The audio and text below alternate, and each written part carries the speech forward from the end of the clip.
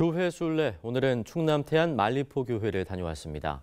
태안은 10여 년 전 기름 유출 사고로 큰 어려움을 겪었었죠. 당시 복구 작업에 나선 말리포 교회는 한국 교회의 복구 노력과 환경 보존의 소중함을 알리는 데 힘쓰고 있습니다. 천수연 기자입니다.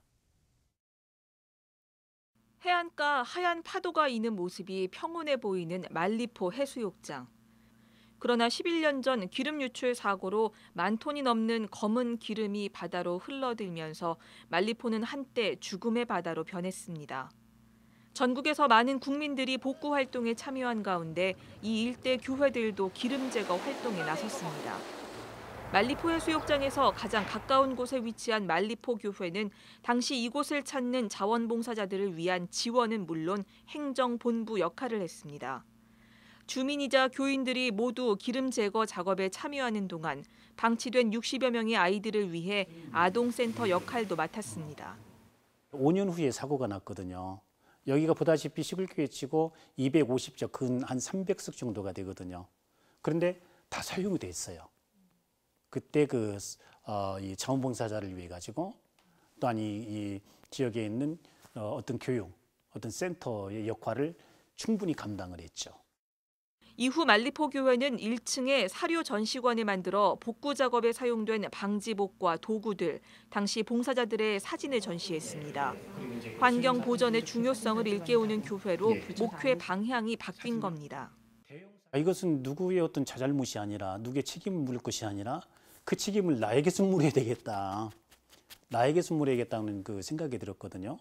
그런 이후에 그 목회적 방향이라든가 또한 어떤 교육적인 방향은 섬김, 봉사, 또한 환경에 대해 가지고 큰 주안점을 두고.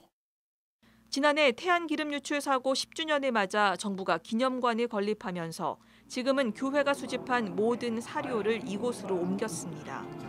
유성상 목사는 이곳에서 주중 해설사로 봉사활동을 합니다.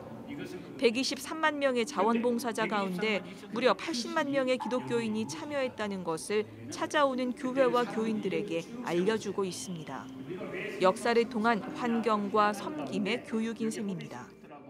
그분들이 거기에 대해 가지고 굉장히 자부심을 갖고 그리고 거기에 대한 자원봉사에 대한 환경에 대한 어떤 새로운 의식을 또 갖게 되는 것이죠. 그리고 이런 일을 통해 가지고 이것이 교회가 마땅히 해야 할 일이고 어떤 사명의식을 다시 되찾고 가고 있죠.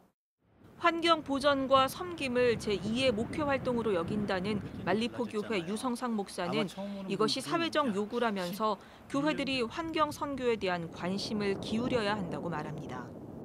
그 능력과 그 힘을 가지고 우리 안에, 우리만의 테두리 안에서 사용할 것이 아니라 이것은 교회가 마땅히 세상에서 해야 할 일이다. 그것이 하나님의 뜻이다라고 저는 보고 있습니다. 한편 태안군은 태안 기름 유출 사고 자원봉사 활동을 유네스코 세계 기록유산에 등재하기 위한 준비 작업에 착수했습니다. CBS 뉴스 천수연입니다.